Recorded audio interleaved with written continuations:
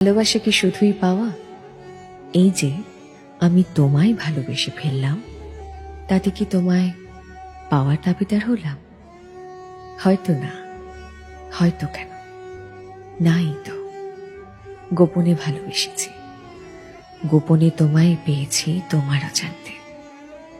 না পাওয়ার মাঝেও যে এতটা ভালো লাগা থাকে, কই আগে তো জানতাম না।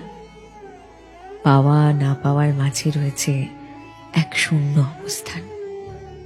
ভালোবাসি, ভালোবাসি সেই শূন্যতাকে, যেখানে নেই কোনো ইচ্ছে, নেই কোনো দাবি, নেই কোনো প্রতিদ্বন্দ্বিতা, নেই তোমাকে হারিয়ে ফেলার ভয়, যেখানে আছে শুধুই শান্তি, পরম ভালোবাসার এক অদ্ভুত শান্তি।